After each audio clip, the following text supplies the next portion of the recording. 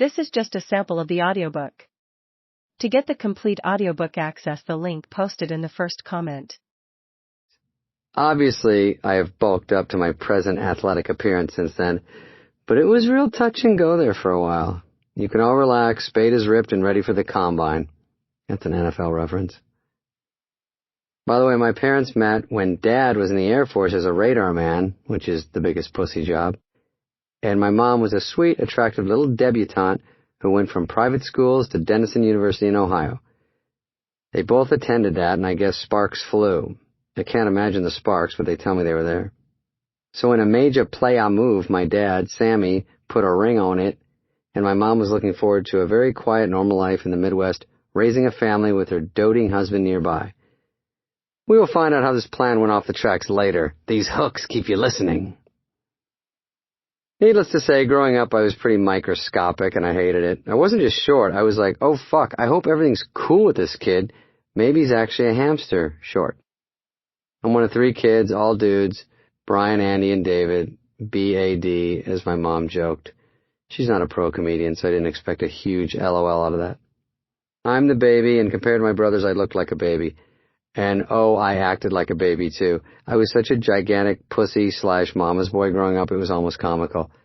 Actually, not almost comical. It is comical. Now, at the time, it was just sad. Anyone could beat me up at any time. I was fragile, and I was always scared. I'll back up a wee bit. I was born in Michigan. Fuck this book, it's boring already. Pick up the pace, Spade. When I was 4, my dad had this great idea to move from Michigan, where he was from and where my brothers and I were all born, to Arizona.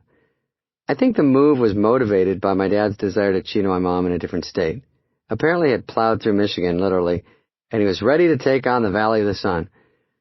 Sammy wasn't super reliable, so once we got there, it became clear he didn't have the job he said he did, so he grabbed some temp sales job at a magazine that didn't pay jack shit.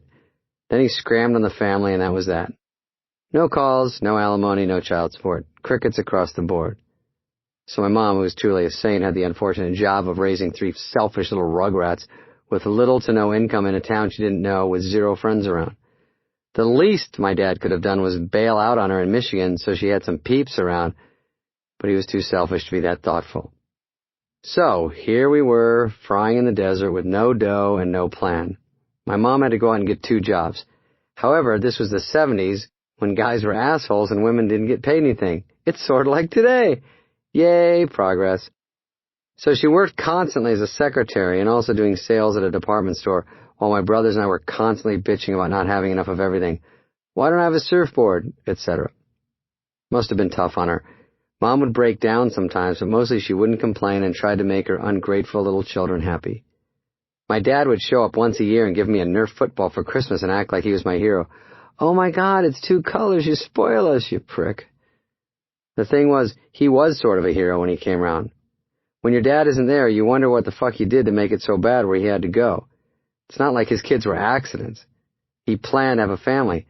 Then he couldn't take the press and he skedoodled, leaving Mom with 0 babysitting money and skimpy food rations. So when he came to visit, it was like the Pope had come to town or something. We were all over him. So embarrassing. Not really fair to Mom, that's just the way it works when you're a kid. She'd sit there leaning in her robe against the curtains, smoking her Salem's going, he's a real hero. You know, I never really noticed I was poor. When you're a kid, you just find shit to do around the house or the yard to keep yourself busy. If you've never had badass toys, you don't really miss them. And people around us were poor too, so I fit right in. I had no complaints. I used my imagination to entertain myself. I also had a rock collection and a beer can collection I was very proud of. These were my mom's ideas. I didn't realize till later that it was genius on her part. Hey, Davy, you should collect rocks and cans. They're free. While you're at it, collect old cigarette butts and broken glass, too. It was very crafty of her.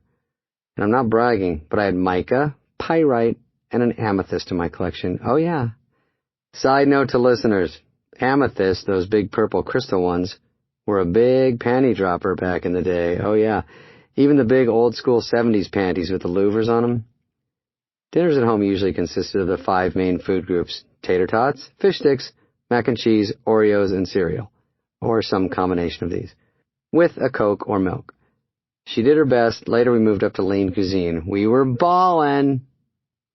It was a real Little Wayne time for us. From day one, I was the school pipsqueak. In class pictures, they sat us shortest to tallest, and I was always first. It was me